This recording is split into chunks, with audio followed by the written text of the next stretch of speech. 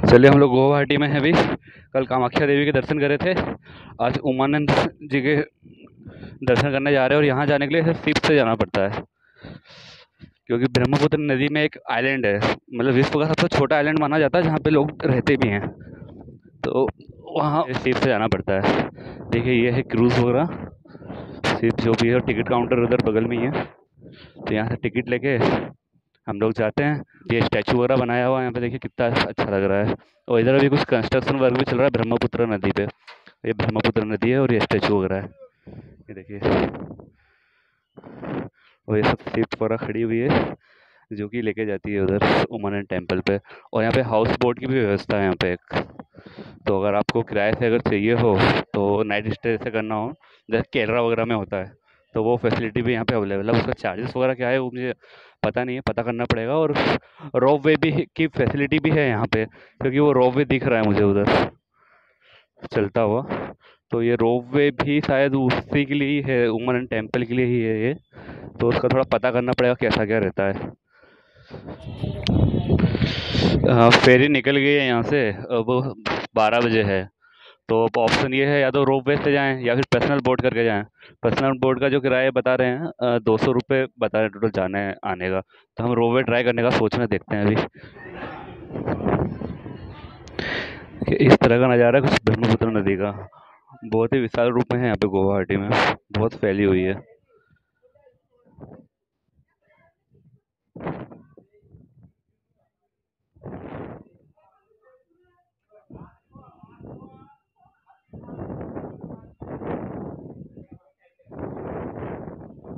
और नदी का एकदम ठंडी ठंडी हवा आ रही है, तो बहुत अच्छा लग रहा है यहाँ पे। पहाड़ों के बीच में बसा हुआ एक शहर गुवाहाटी, और उसके बीच में एक नदी। वाह, जन्नत। हम भी बस हमारी फेरी का इंतजार कर रहे हैं। मेरे ख्याल से शायद ऐसा होता होगा कि यहाँ से एक फेरी जाती होगी, और वही मतलब यात्रियों को लेके आती होगी, फिर वही फेरी जाती है। मतलब कहने का मतलब एक ही फेरी होगी इन लोगों के पास, इसलिए थोड़ा टाइम लग रहा है। बाकी खैर ये फेरी लग रही है क्योंकि इसके अंदर बाइक वगैरह और सब है, क्योंकि ये नदी से एक हिस्से से दूसरे हिस्से जाने के लिए लोग इसी का यूज़ करते हैं, क्योंकि वो सस्ता पड़ता है। ऐसा हमने गोवा में भी देखा हुआ है, तो वो मतलब बहुत सस्ता पड़ता है। देखिए, फेरी आ चुकी है, यही है फेरी हमारे। वो लेके आई है यात्रियों को, अब दूसरे यात्रियों को लेके जाएगी। घंटी वगैरह सब लगी हुई है ऊपर। क्रूज ही है मतलब, एक तरह से देखा जाए तो। कुछ अनाउंसमेंट करना था, उसके लिए भी दिया हुआ इन लोगों ने, अनाउंसमेंट सिस्टम वगैरह। चलिए, हमारी फेरी स्टार्ट हो चुकी है उमानंद के लिए, ठीक 12 बजे। शायद 10 से 15 मिनट लगते हैं, और जैसा मैक्स टू मैक्स मतलब आधा घंटे के आसपास लगता होगा। इससे ज़्यादा मेरे को नहीं लग रहा कि लगेगा। और यहाँ के ऐसे लोगों की मान्यता ये है कि जो जब भी आप यहाँ पे कामाख्या देवी के टेम्पल के मतलब दर्शन करने आते हैं, तो पहले उमानंद जी के मतलब टेम्पल के दर्शन करना चाहिए, उसके बाद कामाख्या देवी के टेम्पल के दर्शन करना चाहिए। उसके बाद ही मतलब जो है ये यात्रा संपूर्ण माना जाती है कामाख्या देवी की। ऐसा लोग यहाँ पे मानते हैं, ऐसी लोकल मान्यता है यहाँ की। ठीक है, जो भी है। खैर, हमने तो खैर पहले कामाख्या देवी जी के जो है दर्शन करे थे, और अब उमानंद जी के दर्शन करने जा रहे हैं। तो कुल मिला के ठीक है, यात्रा शायद लोकल लोगों के हिसाब से संपूर्ण हो ही जाएगी, क्योंकि उमानंद मतलब जो है शंकर जी का नाम है उमानंद। और ये हमारी पूरी बोर्ड है। हाँ, तो मैं कह रहा हूँ उमानंद जो है शंकर जी का नाम है, और जो कामाख्या देवी है वो पार्वती जी का ही रूप है, मतलब तो ये उनकी योनि का है मतलब वहाँ पे। तो पति और पत्नी के हिसाब से देखा जाए तो ये इस तरह की मान्यता है कि मतलब यहाँ हो तो वहाँ पर भी जाना जरूरी है, तो ये मतलब जो है यात्रा संपूर्ण कहलाई जाती है। तो बस वही चीज़ें, और कुछ नहीं है यहाँ पे। तो कल हमने कर लिए थे कामाख्या देवी के टेम्पल का दर्शन, और आज उमानंद जी के लिए जा रहे हैं हम। और ये एक व्यू है इस तरह से। और ये सामने जो है ये रोप वे है। रोप वे की टिकट का हमने पता करा था, वो भी 200 रुपये है। और यहाँ से अगर आप प्राइवेट लेके जाते हैं फेरी, तो वो भी उसका 200 है। और जिस फेरी में हम अभी है वो शहर वाली है, सभी लोग इसी में जाते हैं। तो 40 रुपये जो है इसका किराया है एक साइड का, पर पर्सन का, आने जाने का। तो फिर हमने सोचा 11 बजे पहुँच गए थे, 1 घंटे बाद जाने वाले थे, मतलब क्यों ज़बरदस्ती वहाँ तक जाएँ और रोप वे के लिए, या फिर क्यों पर्सनल फेरी करें। तो बेस्ट हमने ये समझा कि थोड़ा इंतज़ार करते हैं और इसी में चलते हैं। तो हम इसी में आए फिर। वो रोप वे का भी मतलब अपना ही एक मज़ा है, नदी के ऊपर से ऐसे रोपवे पे बैठ के जाना मतलब अलग ही एक्सपीरियंस होता होगा। और अपने क्रूज़ जो है उसका भी एक अलग ही एक्सपीरियंस है। अब खैर हम तो इसमें बोट पे हैं तो अब उसका तो एक्सपीरियंस ले नहीं पाएंगे, फिर कभी देखेंगे, ट्राई करेंगे। बाकी रोपवे भी अच्छा खासा लंबा है, ऐसा नहीं है, काफ़ी लंबा है वो। नाम सुना था ब्रह्मपुत्र का, आज देख भी लिया। और ये भारत में जो है अरुणाचल प्रदेश से हमारे भारत के अंदर एंटर करती है ब्रह्मपुत्र नदी। और वेस्ट बंगाल या फिर मेघालय जो राज्य है वहाँ से अपने मतलब आउट हो जाती है, और बांग्लादेश से होते हुए फिर शायद इंडिया में एंटर करती है, और वहाँ पे डेल्टा बनाती है, सुंदरबन डेल्टा। कभी आपने सुना होगा तो ये गंगा नदी और ब्रह्मपुत्र नदी से मिलके बनता है वो। और जो वहाँ के टाइगर बहुत फेमस है, उधर बहुत ज़्यादा टाइगर रहते हैं वहाँ पे। वाइट टाइगर के नाम से जाना जाता है, बंगाली टाइगर। तो देखिए क्रूज़ का नज़ारा, हमारी जो फेरी है मतलब सिर्फ, काफ़ी लोग हैं यहाँ पे, काफ़ी लोग आए हैं, मतलब अलग अलग स्टेट से आए हैं कामाख्या देवी और उमानंद जी के दर्शन करने के लिए। ये बाहर से आप यहाँ पे खड़े होके ब्रह्मपुत्र और आसपास के नज़ारों का आनंद ले सकते हैं। और अंदर जिसको मतलब बैठना है वो अंदर बैठ सकता है, और अंदर भी अच्छी खासी फैसिलिटीज़ वगैरह हैं। ये देखिए काफ़ी लोग बैठे हुए हैं अंदर भी। ये लाइफ जैकेट वगैरह भी है यहाँ पे, जिसको लाइफ जैकेट पहनना है। और लाइफ जैकेट जो है बहुत ज़रूरी होता है एक तरह से देखा जाए तो। और ये बैक साइड हम आ गए हैं अब शिप के, और यहाँ पर टॉयलेट वगैरह की फैसिलिटी भी है इधर।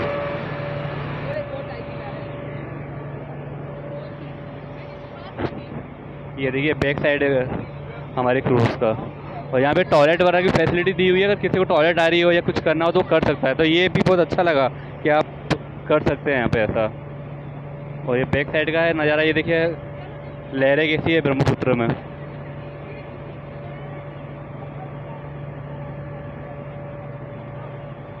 और इस बैक साइड में भी काफ़ी लोग आनंद ले रहे हैं शिप का, देखिए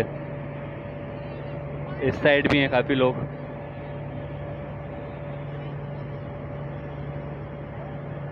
और ये है देखिए ओमानंद टेम्पल।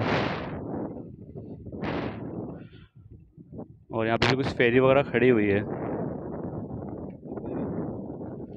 फिर 10-15 मिनट लगे हमें वहाँ से यहाँ तक आने में। ये गुवाहाटी शहर का नज़ारा। और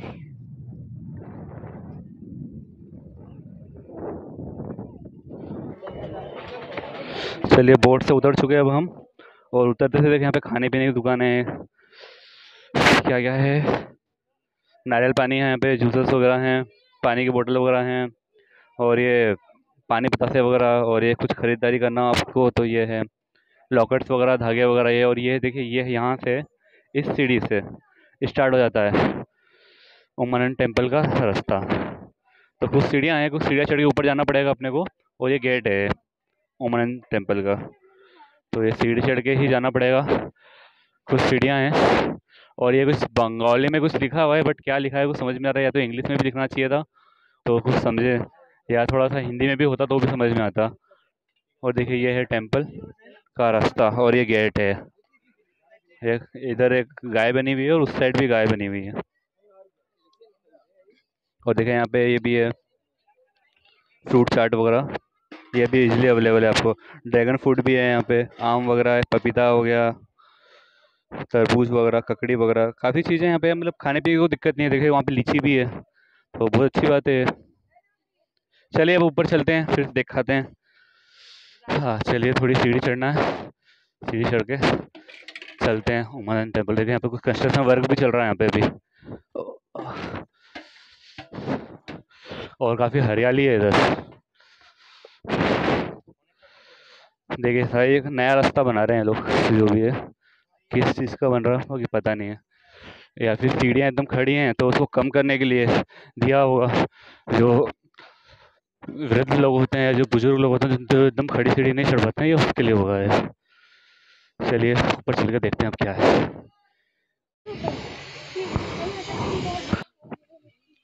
अब हम पहुंच चुके हैं उमानंद टेम्पल के अंदर, एंटर कर रहे हैं। ये देखिए इस तरह से। और अब इसके आगे का दिखा नहीं पाएंगे क्योंकि यहाँ पे फ़ोटो वगैरह अलाउड नहीं है यहाँ पे। वहाँ लिखा हुआ है नो फ़ोटो प्लीज़, तो यहाँ पे आप नहीं ले सकते हैं फ़ोटो वगैरह। और ये देखिए यहाँ पे लाइन वगैरह भी लगी हुई है अच्छी खासी। और ये टेंपल है, आसपास के जो भी हैं। चलिए दर्शन करके बाहर आ चुके हैं। यहाँ पर भी काफ़ी टाइम लगता है क्योंकि 11 फीट नीचे है। तो फिर एक एक इंसान जाता है, एक इंसान ऊपर आता है। देखिए यहाँ पर भी शिवलिंग ही है, यहाँ पे भी मंदिर है, मतलब जय शंभूनाथ जी। और यहाँ पे बहुत सारे छोटे छोटे शिवलिंग से हैं, बहुत ज़्यादा। देखिए जैसे ये गणेश जी भी हैं यहाँ पे, शिवलिंग वगैरह। ये भी टेंपल है, देखिए इधर भी त्रिशूल वगैरह है, ये भी शिवलिंग दिया हुआ है और ये भी शिवलिंग ही है। आइए दर्शन करके बाहर निकलते हैं। जय हो जय हो।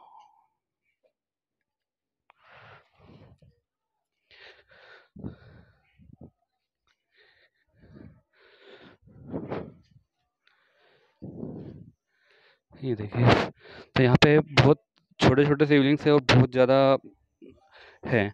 और यहाँ पे आप विष्णु भगवान के भी दर्शन कर सकते हैं साइलेंट पे, और हनुमान जी के भी दर्शन कर सकते हैं। और यहाँ पे पहले जब हम आए थे इस एरिया में, कुछ साधु लोग बैठे हुए थे जो अपनी आसना कर रहे थे, ये वासना वगैरह और जो भी इनको करना रहता है। और ये ब्रह्मपुत्र नदी का यहाँ से इस तरह से नज़ारा है, ये देखिए।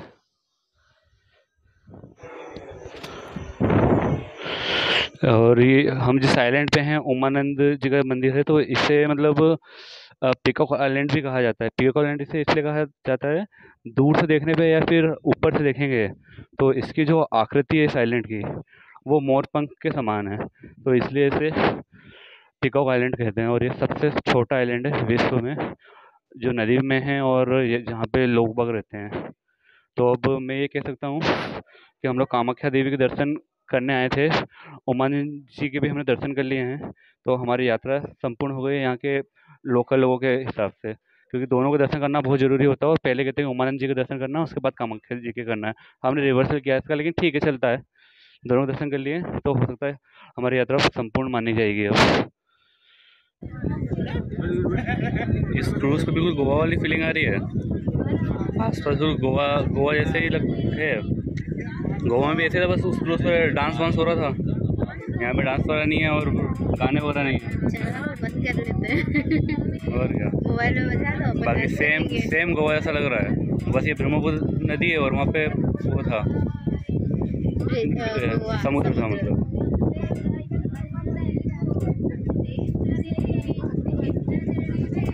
और नाम भी तो क्या है, ये गुवाहाटी और गोवा है। हाटी हटा दो।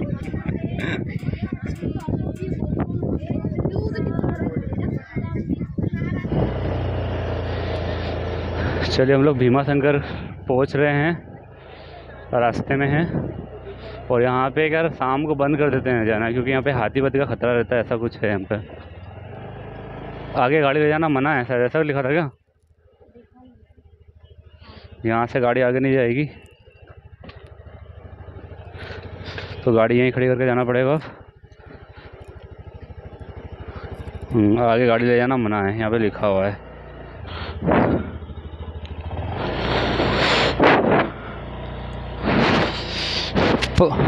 पार्किंग वाले को 20 रुपये दिए तो ऊपर तक गाड़ी ले जाने मिल गई अपने को। चलो ठेंग गाड़ी अच्छा रहा, तो चढ़े अच्छी खासी है। तो यहाँ पे हाथियों का खतरा रहता है, तो इसके का ज़रा रात तक या ज़्यादा देर तक ये लोग ओपन नहीं रखते, मंदिर बंद कर देते हैं। तो यहाँ कभी भी आओ तो थोड़ा जल्दी आना।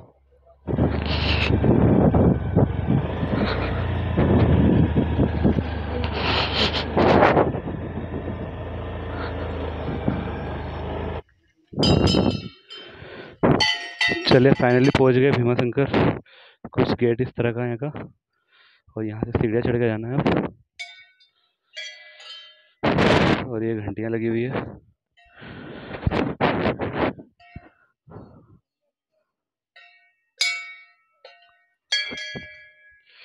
देखिए कहा जाता है कि भीमा शंकर जो है असली वाले, मतलब ज्योतिर्लिंगों में से एक है, तो असली वाले जो है यहाँ गुवाहाटी में, असम में। ऐसा असम के लोग या यहाँ के लोकल लोग बोलते हैं। और एक महाराष्ट्र में, तो वहाँ के लोग बोलते हैं कि असली वहाँ पे। पता नहीं क्या दोनों के बीच में लड़ाई चल रही है, बाकी खैर हमें उससे कोई मतलब नहीं है। ज्योतिर्लिंग का नाम सुना तो आ गए हम भी, तो कह सकते हैं कि ज्योतिर्लिंगों में से एक ज्योतिर्लिंग के दर्शन और कर लिए हमने, ऐसा बोल सकते हैं। देखिए इस तरह का है यहाँ पे। तो ये नदी है या पहाड़ का पानी है, जो भी है, इस तरह से है इधर। ये देखिए पानी आ रहा है यहाँ पे। और मंदिर कहाँ है पता नहीं है, शायद सामने मंदिर है।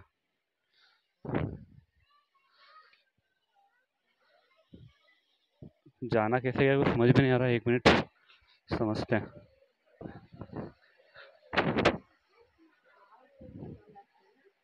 देखिए ये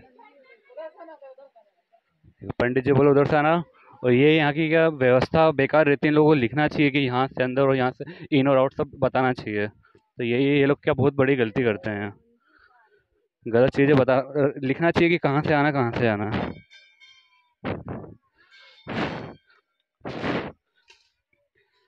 देखिए शंकर जी के सब बने हुए हैं यहाँ पे, बहुत सारे त्रिशूल वगैरह है, शिवलिंग्स वगैरह भी बहुत सारी इधर इस तरह से है। और देखिए बिल्कुल ये वो जंगल के बीच में है लगभग, ये जंगल का एरिया ही है। तो हाथी के अलावा मेरे ख्याल से और भी जंगली जानवर वगैरह आते ही होंगे यहाँ पे। देखिए ये नज़ारा है इधर का।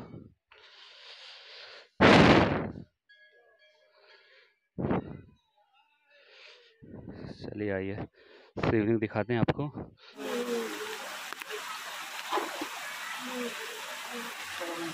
ये है मेन शिवलिंग, भीमा शंकर ज्योतिर्लिंग।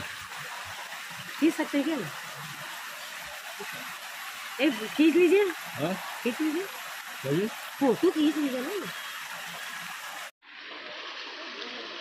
देखिए यहाँ पे आवाज़ भी कितनी अच्छी आ रही है शिवलिंग के पास में झरना बहने की। ये है झरना, पता नहीं आपको आ रही है या नहीं आ रही है, देखिए मुझे तो बहुत अच्छी क्लियर ही आ रही है।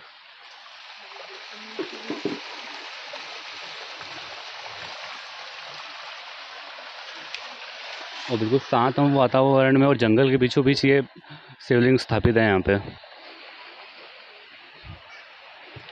ये नटराज जी हैं, मतलब वही शिव जी का रूप ही कहलाता है ये भी।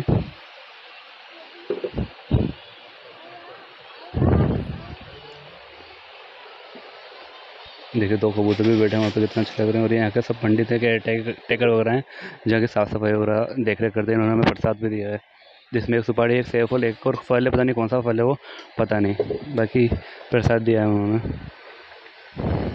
और सब लोग थके हार के यहाँ बैठे हुए हैं। अब क्योंकि सीढ़ी चढ़ के आना है इतनी, देखते हैं थोड़ी देर रेस्ट करके निकलते हैं यहाँ से फिर अब। तो यह है भीमा शंकर जी।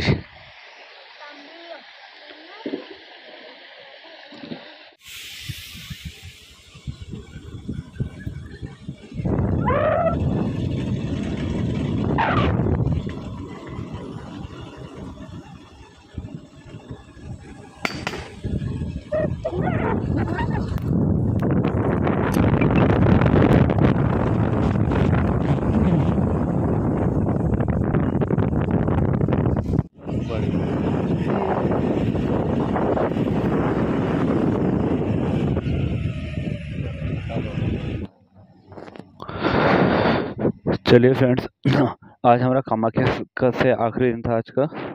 हमने 2 दिन की ट्रिप प्लान करी थी यहाँ पे। तो 2 दिन, फर्स्ट डे पे तो हमने कामाख्या देवी के दर्शन करे।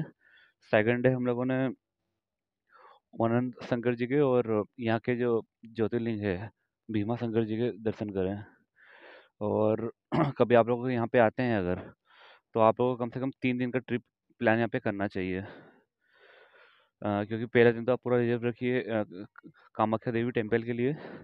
सेकंड डे आपका हो जाएगा उमा शंकर टेम्पल और भीमा शंकर टेम्पल, और यहाँ पे एक वो है अपना तिरुपति बालाजी टेम्पल। तो डे 2 में आपका ये हो जाएगा। और थर्ड डे के लिए आप यहाँ पे गांधी मंडप करके एक है, आप वहाँ घूम सकते हैं। असम म्यूजियम है, आप वहाँ पे घूम सकते हैं। और ब्रह्मपुत्र म्यूजियम करके भी है एक, वहाँ पे घूम सकते हैं। और एक दो साइट सीन और हैं यहाँ पे, तो वो भी आप घूम सकते हैं इजीली डे 3 में। तो अगर आप कभी यहाँ पे आए तो 3 दिन का ट्रिप जरूर प्लान करिए। तो हमने सिर्फ 2 दिन का ही ट्रिप प्लान करा था, तो 2 दिन हम लोगों ने अच्छा बिताया, अच्छे से घूमे हम लोग। कोई दिक्कत नहीं आई, बढ़िया रहा हम लोगों को, तो अच्छा रहा। तो बस आज का हमारा लास्ट डे था और हम लोग यहाँ से रवानगी अपनी लेने वाले हैं। कभी आप लोग यहाँ पे कभी भी आएँ तो 3 दिन का ट्रिप ज़रूर यहाँ पे प्लान करें, कामाख्या में। और बहुत ही अच्छी जगह है। और हाँ, जाते-जाते यहाँ हम एक चीज़ अच्छी हुई, यहाँ पे बारिश स्टार्ट हो गई थी, मई के महीने में, तो वो बहुत अच्छा लगा और काफ़ी ठंडा माहौल हो गया बाहर का। और इस तरह से लगता है दिखता है कुछ बाहर का स्टेशन, कामाख्या जंक्शन देखिए। ये कुछ रिटायरिंग रूम वगैरह बने हुए हैं, प्लेटफॉर्म नंबर 4 के बाहर है अभी हम। तो प्लेटफॉर्म नंबर 4 पे रिटायरिंग रूम वगैरह बने हुए हैं यहाँ पे। और ये कामाख्या जंक्शन का जो है गुम्बज वगैरह बना है, अभी कंस्ट्रक्शन का काम यहाँ पे जरूर चल रहा है। कामाख्या टेम्पल का जो गुम्बज है, मतलब मेन टेम्पल का, उसी के आकार का यहाँ पे स्टेशन पे शेप दिया जा रहा है। तो ऊपर अभी इनको शायद शिखर वगैरह बनाना बाकी है अभी। अच्छी जर्नी रही हमारी कामाख्या की और गुवाहाटी की। तो अच्छा था, बहुत अच्छा लगा यहाँ पे। ब्रह्मपुत्र के किनारे बसा हुआ शहर कामाख्या और गुवाहाटी बहुत ही अच्छा है। पहाड़ों की गोद में बसा हुआ, बहुत अच्छा, बिल्कुल जन्नत का नज़ारा यहाँ पे महसूस होता है। मई के महीने में हम लोग यहाँ पे इतनी ग्रीनरी इसकी हद नहीं है। हमारे वहाँ रतलाम या एमपी वगैरह जो भी है, वहाँ पे तो मतलब बिल्कुल घास वास सब सूख जाती है। बट यहाँ पे ऐसा कुछ नहीं है, यहाँ पे बहुत अच्छी ग्रीनरी वगैरह है। क्योंकि यहाँ पे लोकल लोगों से मेरी बात हुई थी, यहाँ पे तो बता रहे थे कि यहाँ पे पानी गिरता ही रहता है। और गर्मी पड़ती है तो इतनी नहीं पड़ती है, और बहुत कभी कभार ऐसा होता है कि बहुत ज़्यादा गर्मी हो, नहीं तो अदरवाइज नॉर्मल मौसम रहता है। और क्यों ना हो, क्योंकि हिल स्टेशन भी है एक तरह से ये, और पानी वगैरह गिरता ही रहता है, तो फिर क्या कहने। और ये हमारे इंडिया का तिरंगा, इंडियन फ्लैग, अभी पानी गिरा है इसलिए मतलब भीग के जो है मतलब थोड़ा सा डाउन है, अगर हवा वगैरह चलेगी तो अच्छा लहराता हुआ दिखता है। सलाम है इनको भी। चलिए, आज की जर्नी समाप्त करते हैं हमारी कामाख्या और गुवाहाटी की।